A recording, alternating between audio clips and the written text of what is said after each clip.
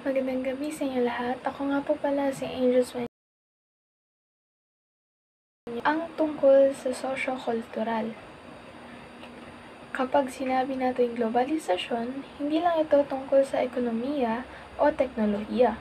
Malaki rin ang epekto nito sa kultura sa ating pagkakakilanlan bilang Pilipino. Tanong, bakit kaya mas sikat ngayon ang K-pop kaysa OPM? Bakit mas uso ang Western at Korean style kaysa sa tradisyonal na kasuotan? Ang lahat ng ito ay epekto ng globalisasyon sa aspeto ng sosyo-kultural. Sa panahon ngayon, dahil sa social media at internet, mas mabilis pumasok ang mga banyagang impluwensya. Marami ang nakuhumaling sa Korean dramas, K-pop music, at Western movies. Sa pagkain, dumami ang mga fast food chains mula sa ibang bansa. Sa pananamit, laganap ang Western at Korean fashion. Pero, hindi lang tayo naaapektuhan. Ang kultura ng Pilipinas ay nakikilala rin sa ibang bansa. At lechon.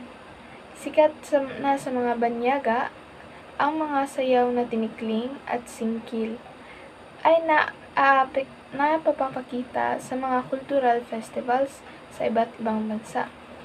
Ang mga Pilipino, mga awit at mananayaw ay nakikilala sa buong mundo, kaya masasabi natin may palitan na kultura, may pumapasok, may lumalabas.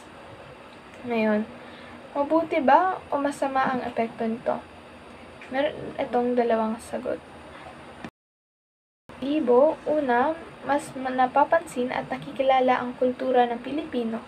Maraming Pilipinong artist at athletes ang sumisikat sa iba't ibang bansa.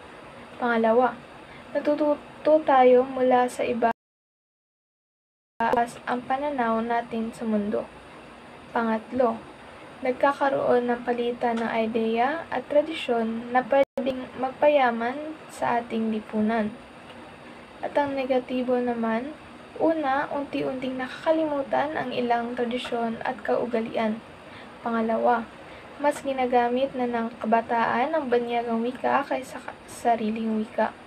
At pangatlo, may panganib ng kultura o cultural homogenizations kung saan halos pare-pareho na ang kultura ng bawat bansa at nawawala ang natatanging pagkakakilanlan.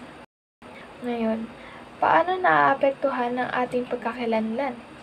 Kung gagamitin ng tama, mas naipapakita ang tatak Pilipino sa buong mundo. Kung gagamitin ang mga talentadong Pinoy at nagiging world-class performers, ang ating pagkain at sining ay nakikilala sa iba't ibang kontinente. Pero kung sobra ang mawala ang sariling identidad kapag mas pinili natin ang kultura ng iba kaysa sarili. Unti-unting mabubura ang pagkakakilanlan ng Pilipino. Kaya dapat nating balansehin, tanggapin ang mga mabubuting impluwensya, pero huwag kalimutan ang sarili nating wika, tradisyon at kultura. Sa kabuuan, ang sosyo-kultural na epekto ng globalisasyon ay parang dalawang talim ng espada. May mabuti at may tayo ang pipili kung paano ito tatanggapin.